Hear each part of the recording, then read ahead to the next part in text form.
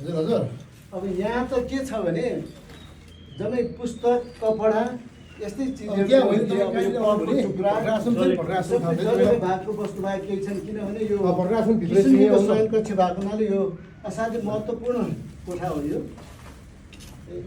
अब यहाँ आची पनि गरिसकेको रहेछ मानिसले भनेपछि अब के भन्ने यति दुरावस्थामा पुगिसकेको छ। धन्न हाम्रो निरोधजीले यसलाई चाहिँ बचाइराख्नु भएको छ अहिलेसम्म भएको कुरालाई।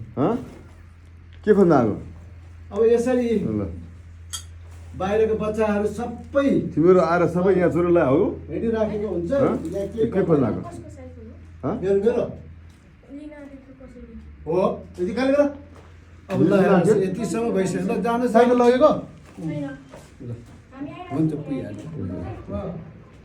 यो कप हो यो अब कपको टुक्रा छ हामीले कप भेटेका छौँ जोड्ने कोसिस गर्छौँ यसलाई पनि। यहाँ पनि एउटा टुक्रा छ ल कपको कपकै टुक्रा छ होइन। अब यस्तै यस्तै होला यो अब कसरी मिल्ला नमिल्ला त्यो आफ्नो ठाउँमा छ। तर किशुनजीकै शयनकक्ष भएको हुनाले यी सबै बहुमूल्य पछिल्लो पुस्तालाई अहिलेलाई त होइन यो 10-20 वर्षलाई होइन मभन्दा पछाडि मेरा नाति पुस्ताको लागि चाहिँ यी सामग्रीहरू बिपी सङ्ग्रहालयमा कसरी आइपुगे भन्दाखेरि हामीले 2082 साल भाद्र 24 गतेको कुरालाई त्यति बेला यी वस्तुहरू आफै बोल्ने छन् हामी बोल्नु पर्दैन। भाद्र 24 गते के भएको थियो भनेर। हजुर हजुर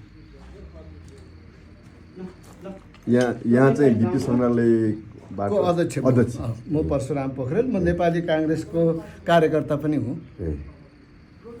खुसी लाग्यो तपाईँले एउटा चाहिँ एउटा राष्ट्रिय होइन अन्तर्राष्ट्रिय एउटा चाहिँ छवि बनाएको आफ्नो पहिचान बनाएको हाम्रो चाहिँ सन्त नेताको त्यो जुन अब यो भग्नावशेष यो भवन विमल आश्रममा आएर केही बचाउन सकिन्छ भनेर लागि पर्नु भएको छ। अरू नेताहरू नआए पनि तपाईँले यति भए पनि चासो दिएर आउनुभयो त्यसको लागि धन्यवाद दिन। हस् राजेन्द्रजी हस् उहाँ हुनुहुन्छ गोदावरी नगर समितिका सचिव राजेन्द्र महर्जन। हस् धन्यवाद। हस्।